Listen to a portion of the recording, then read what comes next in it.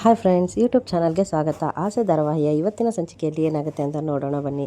ಮನೆಯಲ್ಲಿ ಇರೋರೆಲ್ಲರೂ ನಿಂತ್ಕೊಂಡು ಮಾತಾಡ್ತಾ ಇರ್ತಾರೆ. ಆ ಮೊಟ್ಟೆ ಬಗ್ಗೆನೇ ಮಾತಾಡ್ತಾ ಇರ್ತಾರೆ. ಆಗ ರೋಹಿಣಿಯವರು ಹೇಳ್ತಾರೆ, ಆ ಮೊಟ್ಟೆ ತುಂಬ ಸ್ಟ್ರಾಂಗ್ ಮೊಟ್ಟೆ, ಆ ಥರದ ಮೊಟ್ಟೆ ಎಲ್ಲ ಸ್ಟ್ರಾಂಗ್ ಆಗಿರುತ್ತೆ ಗೊತ್ತಾ, ದೇವರು ಆಮೇಲೆ ಪೂಜೆ ಪುನಸ್ಕಾರ ಅಂತ ಹೇಳಿಬಿಟ್ಟು ಅದೆಲ್ಲ ಇರುತ್ತೆ ಗೊತ್ತಾ ಅಂತ ಹೇಳಿಬಿಟ್ಟು ರೋಹಿಣಿಯವರು ಹೇಳ್ತಾ ಇರ್ತಾರೆ. ಆಗ ಸೂರ್ಯ ಅವ್ರು ಹೇಳ್ತಾರೆ, ಪೂಜೆ ದೇವರು ಇದೆಲ್ಲ ಸರಿನೇ ಇಲ್ಲ ಅಂತ ಹೇಳಲ್ಲ.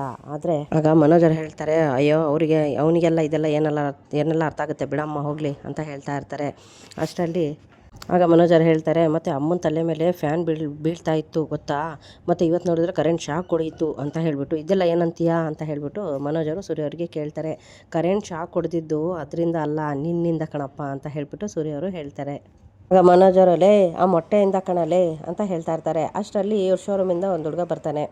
ಬಂದು ಸರ್ ಅಂತಾನೆ, ಏನಪ್ಪ ಅಂತ ಕೇಳಿದಾಗ, ಏನಿಲ್ಲ ಶೋರೂಮ್ ಕೀ ಬೇಕಾಗಿತ್ತು ಸರ್, ಶೋರೂಮ್ ಓಪನ್ ಮಾಡೋದಕ್ಕೆ ಅಂತ ಹೇಳ್ತಾರೆ. ಆಯಿತು ತಗೋ, ಹುಷಾರು, ಒಳಗಡೆಯಿಂದ ಒಂದು ರೊಟ್ಟು ಹೋದ್ರೂ ಅದಕ್ಕೂ ಬಿಲ್ ಹಾಕಬೇಕು ಅಂತ ಹೇಳ್ತಾ ಇರ್ತಾರೆ.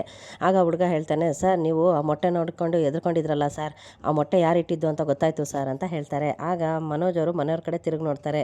ಆಗ ಸೂರ್ಯ ಅವ್ರು ಹೇಳ್ತಾರೆ, ಅಕಸ್ಮಾತ್ ಏನಾದರೂ ಮನೆಯವ್ರ ಮೇಲೆ ಏನಾದರೂ ನೀನು ಡೌಟ್ ಪಟ್ಟರೆ ಕೆಡ್ಕೊಂಬಿಡ್ತೀನಿ ಅಷ್ಟೇ ಅಂತಾರೆ. ಆಗ ರಂಗನಾಥ್ ಅವರು ಸ್ವಲ್ಪ ಸಮಾಧಾನವಾಗಿರು, ನೋಡೋಣ ಸಮಾಧಾನವಾಗಿರು ಅಂತ ಹೇಳ್ತಾರೆ. ಆಗ ಮನೋಜ್ ಅವ್ರು ಕೇಳ್ತಾರೆ, ಅಲ್ಲ ಕಣ್ರಿ, ಏನಾದರೂ ಆಗಿರಲಿ ನೀವು ನನ್ನ ಹತ್ರ ಹೇಳ್ರಿ, ಅದೇನಿದೆ ಅಂತ ನಿಮಗೆ ನಾನು ಸೆಕ್ಯೂರಿಟಿ ಕೊಡ್ತೀನಿ ಅಂತ ಹೇಳ್ತಾ ಇರ್ತಾರೆ.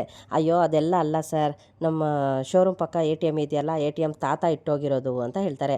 ಅವ್ರಿಗೆ ಏನ್ರಿ ನನ್ನ ಮೇಲೆ ದ್ವೇಷ, ನಾನೇನ್ರಿ ಮಾಡಿದ್ದೀನಿ ಅಜ್ಜನಿಗೆ ಅಂತ ಹೇಳ್ತಾರೆ ಮನೋಜ್ ಅವರು. ಆ ಥರ ಅಲ್ಲ ಸರ್, ಮನೆಗೆ ತೊಗೊಂಡೋಗೋದಕ್ಕೆ ಅಂತ ಮೊಟ್ಟೆ ತೊಗೊಂಡಿದ್ರು, ಅದನ್ನ ಸೈಡಲ್ಲಿಟ್ಟು ATMನ ಕ್ಲೋಸ್ ಮಾಡೋಕ್ಕೆ ಹೋಗಿದ್ದಾರೆ, ಅದನ್ನು ಮರ್ತಿದ್ದಾರೆ. ಅಷ್ಟರಲ್ಲಿ ಅವ್ರ ಮೊಮ್ಮಗಳು ಆ ಮೊಟ್ಟೆ ತೊಗೊಂಡು ಅದರಲ್ಲಿ ಡ್ರಾಯಿಂಗ್ ಮಾಡ್ಕೊಂಡು ಕೂತೈತೆ ಅಷ್ಟೇ ಸರ್ ಅಂತ ಹೇಳ್ತಾರೆ. ಮನೆಯಲ್ಲಿರೋರೆಲ್ಲರೂ ಶಾಕ್ ಆಗಿ ನೋಡ್ತಾರೆ. ಆಗ ಶಾಂತಿಯವರು ಕೂಡ ಬೈತಾರೆ, ಬಿರಿಯಾನಿನೂ ತಿನ್ನಂಗೆ ಮಾಡಿಬಿಟ್ಟಲ್ಲೋ ನೀನು ಅಂಥವನು ಇಂಥವನು ಅಂತ ಹೇಳಿಬಿಟ್ಟು ಶಾಂತಿಯವರು ಮನೋಜ್ ಅವ್ರಿಗೆ ಬೈತಾರೆ. ಆಗ ಮನೆಯಲ್ಲಿರೋರು ಎಲ್ಲರೂ ಕೂಡ ನಗ್ತಾ ಇರ್ತಾರೆ, ಮನೋಜನ್ನು ನೋಡಿಬಿಟ್ಟು ನಗ್ತಾ ಇರ್ತಾರೆ. ಆಗ ಮನೋಜ್ ಅವರು ಹುಡುಗನಿಗೆ ಹೇಳ್ತಾರೆ, ಈ ವಿಷಯನ ಎಲ್ಲೂ ಹೇಳೋಕ್ಕೆ ಹೋಗ್ಬೇಡ, ಹೋಗು ಇವಾಗ ಹುಷಾರು ಅಂತ ಹೇಳಿಬಿಟ್ಟು ಕೀ ಕೊಟ್ಟು ಕಳಿಸ್ತಾರೆ.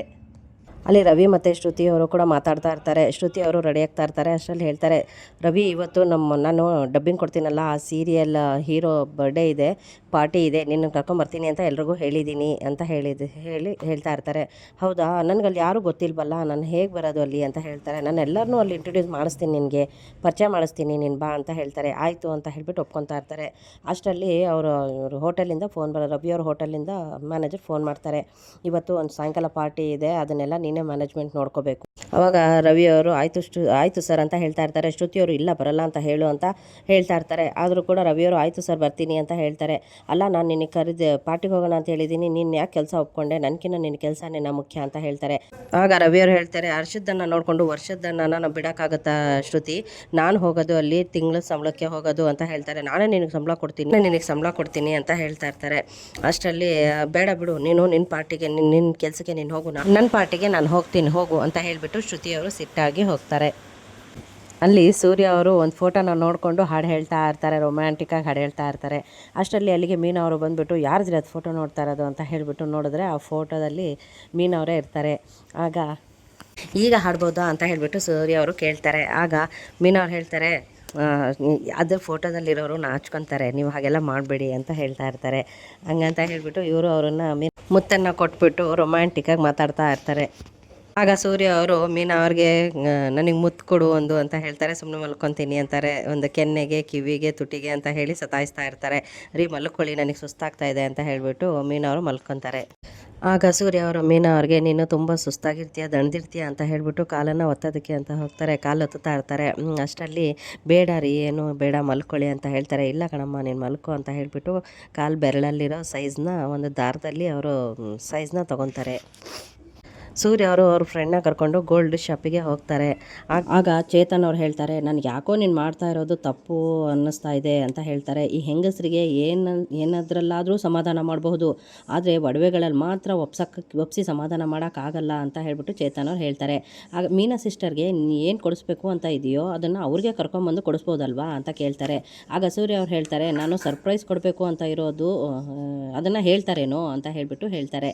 ಆಗ ಚೇತನ್ ಹೇಳ್ತಾರೆ, ಏನೇ ಆದರೂ ನಮ್ಮ ಮೀನಾ ಸಿಸ್ಟರ್ ತುಂಬ ಲಕ್ಕಿ ಕಣೋ ಅಂತ ಹೇಳ್ತಾರೆ. ಯಾಕೆ ಅಂತ ಕೇಳಿದಾಗ, ಬಂಗಾರದ ರೇಟ್ ಜಾಸ್ತಿ ಆಗಿರೋದು ನೋಡಿ ಬಂಗಾರನೇ ತೊಗೊಳ್ಳೋದೇ ಬೇಡ ಅಂತ ಇದ್ದಾರೆ, ಆದರೆ ನೀನು ನೋಡೋ ಬಂಗಾರ ಕೊಡ್ಸೋಕ್ಕೆ ಬಂದಿದ್ಯಾ ಅಂತ ಹೇಳ್ತಾರೆ. ಸರಿ, ಏನು ಕೊಡಿಸ್ಬೇಕು ಅಂತಿದೆಯಾ, ನೆಕ್ಲೆಸ್ಸಾ ಅಥವಾ ಶಾರ್ಟ್ ಚೈನಾ ಅಂತ ಚೇತನ್ ಅವರು ಕೇಳ್ತಾರೆ.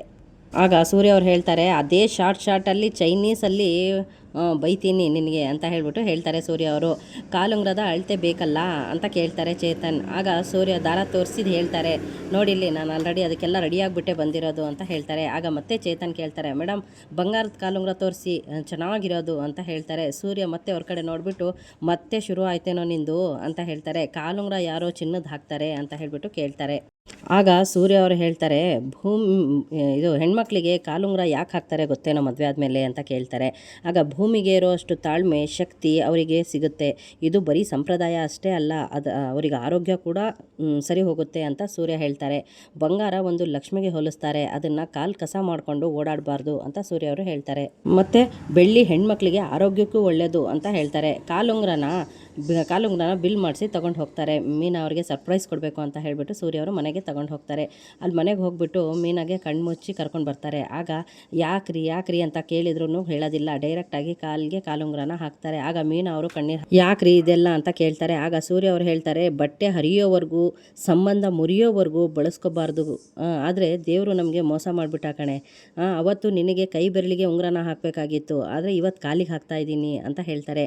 ಬಂಗಾರದ ಒಡವೆ ತಂದು ಕೊಡೋ ಯೋಗ್ಯತೆ ಅಂತೂ ನನಗಿಲ್ಲ, ದಯವಿಟ್ಟು ತಪ್ಪಾಗಿ ತಿಳ್ಕೊಬೇಡ ಕಣ್ಮೀನಾ ಅಂತ ಹೇಳ್ಬಿಟ್ಟು ಸೂರ್ಯ ಅವರು ಹೇಳ್ತಾರೆ. ಆಗ ಮೀನಾ ಅವ್ರು ಹೇಳ್ತಾರೆ, ಲಕ್ಷ್ಮಣ ಇರೋವರೆಗೂ ಸೀತಾಮಾತೆ ಕಾಲುಂಗ್ರ ನೋಡಿ ಸೀತೆನ ಕಂಡುಹಿಡಿತಿದ್ದಂತೆ, ಈ ಕಾಲುಂಗ್ರ ವೈಕುಂಠದಲ್ಲಿರೋ ಮಹಾಲಕ್ಷ್ಮಿದು ಅಂತ ಹೊಗಳ್ತಿದ್ದಂತೆ.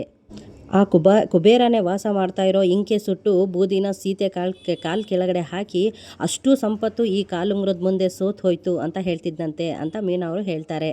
ಮೀನಾ ಅವ್ರು ಹೇಳ್ತಾರೆ, ಇಷ್ಟು ವರ್ಷದಲ್ಲಿ ನನಗೆ ಏನೇನು ಕೊಡಿಸಿದಿರೋ ಅದೆಲ್ಲ ಶ್ರೇಷ್ಠವಾದದ್ದು ಅನ್ನೋ ಗರ್ವ ನನಗಿದೆ ನನ್ನ ಗಂಡ ಅಂತ ಹೇಳಿಬಿಟ್ಟು ಮೀನಾ ಅವರು ಸೂರ್ಯ ಅವ್ರಿಗೆ ಹೇಳ್ತಾರೆ. ನೀವು ನನಗೆ ಹೃದಯದಲ್ಲಿ ಬಚ್ಚಿಟ್ಕೊಂಡಿದ್ದೀರಾ ಗೊತ್ತಾ, ಅಲ್ಲಿ ಮಳೆ ಬರಲ್ಲ, ಚಳಿ ಆಗಲ್ಲ, ಬಿಸಿಲು ಬರಲ್ಲ, ಈ ಅದೃಷ್ಟ ಯಾರಿಗೆಲ್ಲ ಸಿಗುತ್ತೆ ಹೇಳಿ ಅಂತ ಹೇಳಿಬಿಟ್ಟು ಮೀನಾ ಅವರು ಸೂರ್ಯ ಅವ್ರಿಗೆ ಹೇಳ್ತಾರೆ.